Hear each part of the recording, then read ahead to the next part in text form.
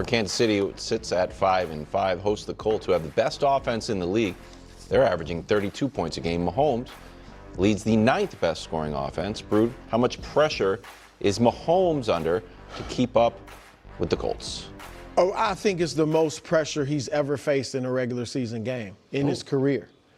And I think their worst record, Nick, was back in 2021. They were 3-4. They were 3-4, and then that was they escaped against straight, the Giants, right? and then they had the pass heard around the world against the Packers. But they didn't play well in those games. Right. But they won them, and they went on a run. Streak. Yes. But 3-4 is still so early in the season. It's different than 5-5. Yeah, so this is the most pressure he's faced because it's the first time they actually it's a real threat that they could miss the playoffs. Correct.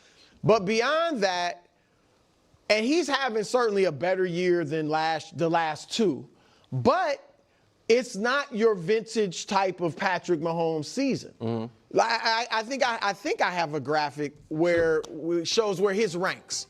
Okay, so passer rating, I mean, right in the middle, completion percentage, which, not a huge deal, but still. Yards per pass, 12th. The passing yards are a lot, but that's about it. Touchdown to interception ratio is right in the middle. Can I show you a counter graphic to see how you square it? Yeah. And I'll let you keep going. So here's passing yards, he's second. Total yards, he's first. Total touchdowns, he's third. Touchdown to turnover, he's fifth. So he has not been wildly efficient. Well, you know what I mean? Which is the completion percentage and the passer rating. Also, he doesn't get credit in his passer rating for the rushing touchdowns, which is, helping here. But obviously, they are, whether they're not tush-push touchdowns. I know those count the same, but they are, No, but his have been. They felt like they've had some heft to them. Yeah. So I agree. It doesn't feel to me like he's having a vintage Mahomes season.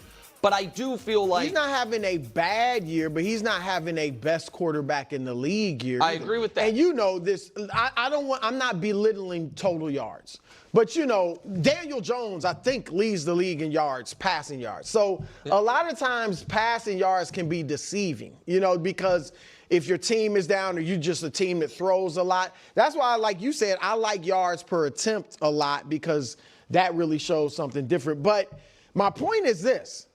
If they miss the playoffs, and certainly if it's Josh or Lamar finally gets to a Super Bowl, I think going into next season, a lot of people will be saying, people have already alluded here and there to it, but that he is not the best quarterback in the league anymore. All right, let's get something straight. We have reached a point where not every single discussion needs to be distilled into the singular, all-consuming question of who holds the title of the league's premier quarterback. To be perfectly blunt, Patrick Mahomes has not been the National Football League's best quarterback over the past few seasons. That is simply the objective reality of the situation.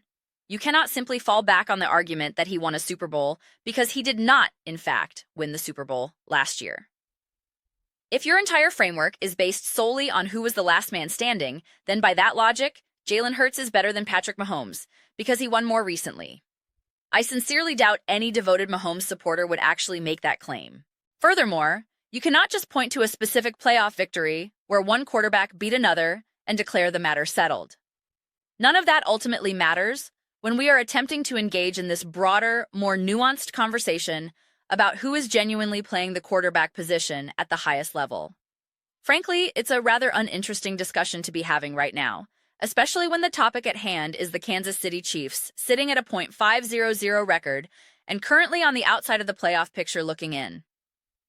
We have a genuine opportunity to actually talk about Chiefs football, their performance, their challenges, their path forward, instead of being perpetually obsessed with legacy debates or the endless cyclical analysis of whether Patrick Mahomes was having a good year in 2023 or 2024 or 2025. We can finally just focus on the present. This is what the Chiefs and Mahomes need to accomplish. This is a significant game against the Indianapolis Colts. I find myself genuinely excited as I review the footage and prepare this analysis. I think to myself, this is actually a fantastic clip because this game truly matters. The Chiefs have a regular season contest against the Indianapolis Colts, and it carries real weight. We don't get to dismiss it with a wave of the hand, saying it's just Gardner Minshew or some other opponent and that the game is meaningless. We can't say the Chiefs have the division locked up. They don't. We can't claim the Broncos, Chargers, and Raiders are all catastrophes that render the contest irrelevant. We can't point to a comfortable lead for the #1 seed. This game has tangible stakes attached to it. So let's not diminish this moment by reducing the conversation to the abstract perception of Patrick Mahomes. It's particularly rich to hear arguments now that he's actually having a better year than people realize, especially when these points are coming from someone like Nick Wright, who suddenly wants to utilize metrics like total touchdowns and total yards per game. This is the same analyst who consistently avoids those exact statistics when they could be used to elevate the cases of Josh Allen or Jalen Hurts, but conveniently embraces them when they can bolster Mahomes' standing. You can spare me that inconsistent logic. Absolutely. The argument that he doesn't get enough credit for his rushing touchdowns and passer rating is equally flimsy. Well, neither does Josh Allen. Neither does Lamar Jackson. Neither does Jalen Hurts. So, let's just put a stop to that line of reasoning right now. If you want to downplay the significance of other quarterbacks' rushing scores, let's be clear. Not all of Jalen Hurts' touchdowns are simple tush-push plays. Josh Allen has 10 rushing touchdowns. Jackson Dart has 7. Let's all just take a breath. Furthermore, a number of Patrick Mahomes' own rushing touchdowns aren't frantic scrambles. They are designed run plays, set up by, say it with me, the brilliant offensive mind of Andy Reid. I think we can afford to relax with some of these selective critiques. If we want to talk about physicality and production after contact, let's look at the numbers. Josh Allen has 224 yards after contact. Jackson Dart has 167. Jalen Hurts has 115. Daniel Jones has 90. Patrick Mahomes has 78. Let that sink in. Jaden Daniels, who hasn't even played a full season, has 239 yards after contact. The numbers speak for themselves. The core of my argument is this. Every single conversation we have about Patrick Mahomes and the Kansas City Chiefs does not require us to manipulate the statistics or shift the goalposts. It is perfectly acceptable to state that Patrick Mahomes has been a great quarterback this season. He has been great. He has not been the best. His performance has not been flawless. He has made crucial errors in pivotal moments. Therefore, the discussion cannot be simplistically narrowed to how many total touchdowns do you have, or what's your yards per game? The reality is more complex. There were several games where he missed critically important throws. There were moments where he turned the ball over, throwing a devastating, back-breaking interception. This is what analysts and fans are referring to in those critiques. And in those specific instances, he was not able to elevate his play sufficiently to overcome the mistake. In a strange way, I am actually grateful for the position the Chiefs are in right now. I realize some of their fans will interpret this negatively, and I understand why. If you are a supporter of the Chiefs or Mahomes, you naturally want them to be undefeated. You want them to win every single game, all day, every day. I completely get that. It's the fundamental nature of fandom. You want your team to be dominant and seemingly unstoppable. However, from an external perspective, from the viewpoint of someone who simply loves the NFL and the sport of football, it is incredibly refreshing that this game actually matters. It's fantastic that there is a palpable feeling the Kansas City Chiefs are in legitimate trouble, that they could very realistically lose this contest. I expressed a similar sentiment when the NFC North began to strengthen, and when the NFC East was highly competitive before Dak Prescott's injury and the emergence of Jackson Dart. It is good for the overall health of the league to have these divisions be competitive. It is good to have both conferences be wide open. It makes for compelling entertainment. It is awesome to be able to ask, the Indianapolis Colts are winning, but who are they really? Can they win with Daniel Jones? Can Daniel Jones and this Colts team actually defeat the Kansas City Chiefs? There was a time not long ago when that question would have been dismissed as foolish. Why even bring it up? And if the Chiefs did lose, the narrative would immediately be, it was just an off game, a random fluke, a trap game. What are you going to do? That is not fun. That is not interesting. That is not exciting. Watching Patrick Mahomes compete against a quarterback like Aiden O'Connell is not particularly engaging. It just isn't. It lacks the necessary tension. The same goes for watching the Philadelphia Eagles face the Dallas Cowboys when Cooper Rush is starting. The stakes feel diminished. Therefore, it is genuinely great that this upcoming game carries significant meaning. And precisely because it matters, there is an immense amount of pressure on Patrick Mahomes. But that pressure should not be reduced to the simplistic question. If he loses, is it proof he's not the best quarterback in the NFL right now? Come on, man. This game matters for the Kansas City Chiefs' playoff aspirations and season trajectory. Not just as another data point in a legacy conversation for Patrick Mahomes. This is precisely why I took issue with Nick Wright's segment, where he insisted, let's actually really talk about how great Patrick Mahomes has actually been, and proceeded to highlight statistics he almost never references, like total touchdowns and total yards per game. He consistently avoids those metrics in other contexts. Who has more total yards per game in the playoffs, Patrick Mahomes or Josh Allen? The answer is Josh Allen. Who has a superior touchdown-to-interception ratio in the playoffs? Again, it's Josh Allen. This is why I find the sudden statistical pivot so disingenuous. That is simply not the conversation we need to be having. We are not obligated to constantly defend Patrick Mahomes. If someone were genuinely trying to argue that Patrick Mahomes is a bad quarterback, then a defense would be warranted. But no one is making that argument. Absolutely no one. Patrick Mahomes was objectively outplayed by Bo Nix on Sunday. That single game is not proof that Bo Nix is now a better quarterback than Patrick Mahomes. No rational person is making that claim. It just feels incredibly difficult to have an honest, grounded conversation about the Kansas City Chiefs. Just look at his recent production.